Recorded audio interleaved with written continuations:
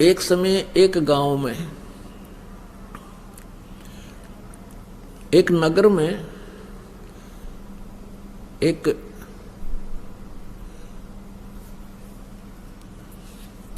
सेठ रहता था और उसने अपने गुरुजी से जो ज्ञान प्राप्त किया था उससे ये पता लग गया था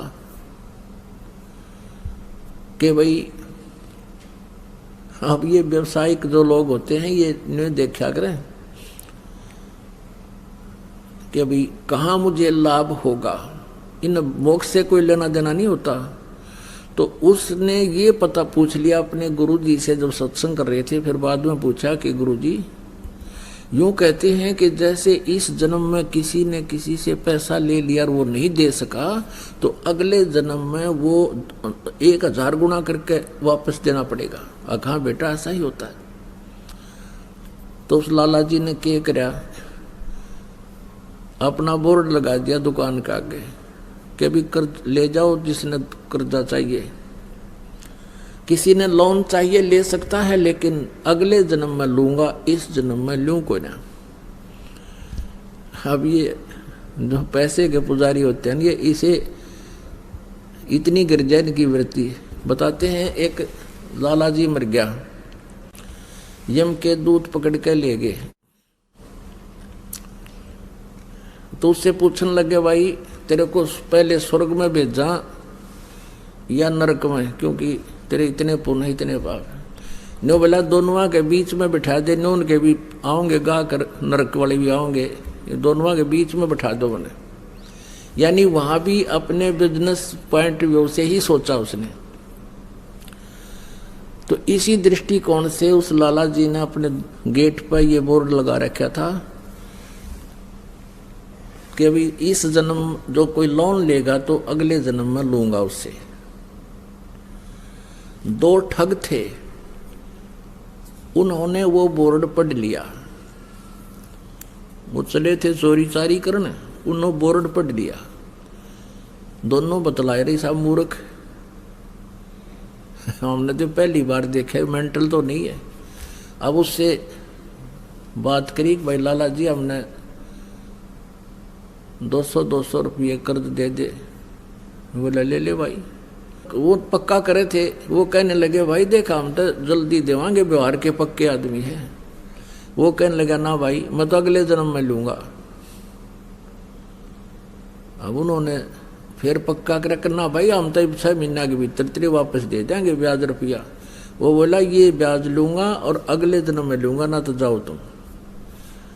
तो उन्होंने सोचा अच्छा भाई ले अगले जन्म में ले। उन तो ठगना था ही वो। उन दोनों ने अपने 200 रुपये या जैसा भी 100 या 500 लिए और दरे गठड़ी में चल पड़े। आगे वो चलते जा रहे थे। एक गांव के बाहर एक तेली का घर था। पहले तेली होते थे, कोल्लू चला करते थे बैल से, और उसमें सरसों पीड़ा करते थे और तेल बनाते थे। उस तेली के आंगन में कोल्लू लग रहा था। एक बैल तो चल रहा था, कोल्लू चला रहा था, एक वहां खड़ा था, पेड़ से बांध रखा था। तेली किसी कामवश गांव में गया हुआ था। वो दोनों वहां रुक गए, जलपान कर ले, पानी पी लेते हैं। उन्होंने पानी पिया तो दोनों बैल बतलावे थे, आपस में बातें कर रहे थे। अब जो बैल चल रहा था उसमें कोल्लू में उसने पूछा जो बैल खड़ा था कि भी तेरा कितना लेन देन इस तेली के साथ बचा है। अब वो खड़ा बैल कह रहा कि अभी कल जो है ना एक व्यक्ति आवेगा और मुझे इससे मोल ले जाएगा 200 या 400 रुपये में।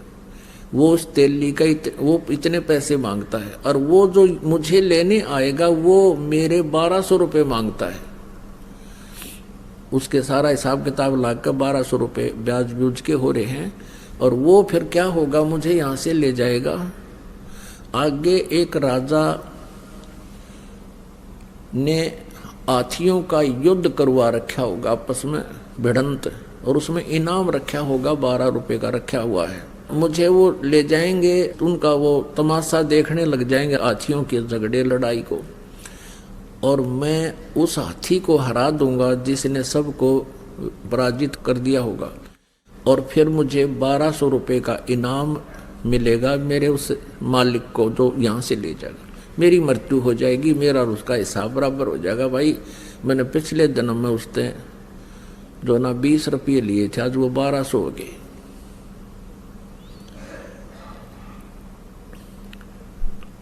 तो उसने फिर पूछा कि भाई जो कोल्लू को चला रहा था उससे पूछा कि तेरा क्या हिसाब किताब है तेली का और तेरा?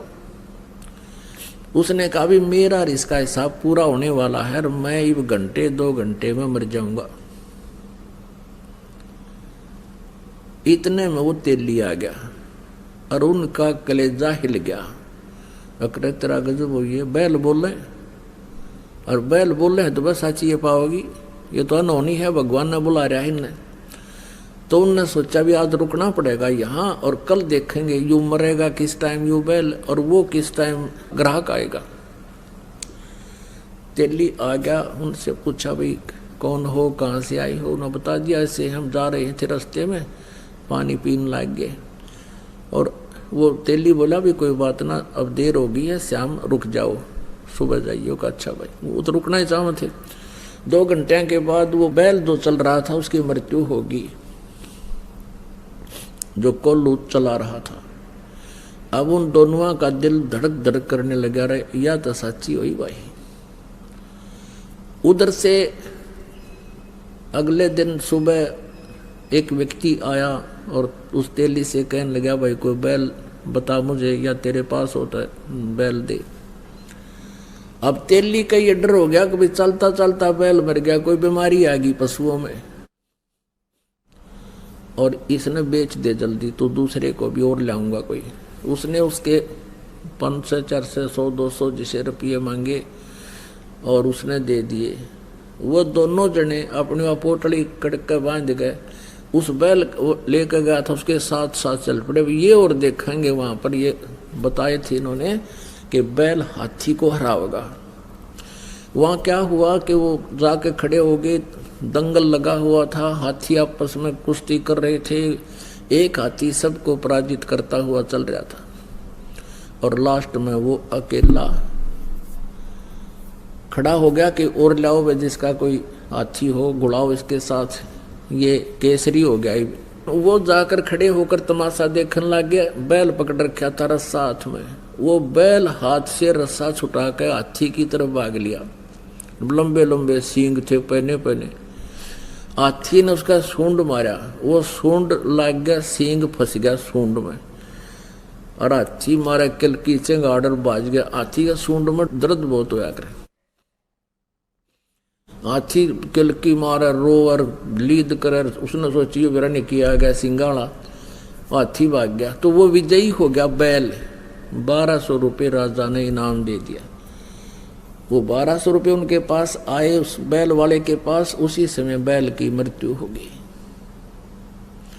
अब वो दोनों जने उनके पैरों तले की जमीन खिसकन लगी, क्या तो बूंदी बनेगी, बैल बनना पड़ेगा इस लाला जी का जिसके पैसे ले आए हम। वो दोनों वापस आ गए। अगले दिन 9 के 9 दोनों ने पैसे रख दिए। सेठ जी अपने पैसे पकड़े, ये मारा पर नहीं उठा ही पे। लाला जी ने ठाकर बार गली में फेंक दिए। मारे मेरे लेखक कितने ले जाओ, हम ना, मैं ना लूँ, अगले जन्म में लूँगा। और वो ठाठा उल्टे धरे, उसके हाथ जोड़े, लाला जी माफ कर दे, अगले जा, मैं ना लूँ कती भी। वो बाहर फेंक गए। उन्हें सोची बड़ा साका होया भाई।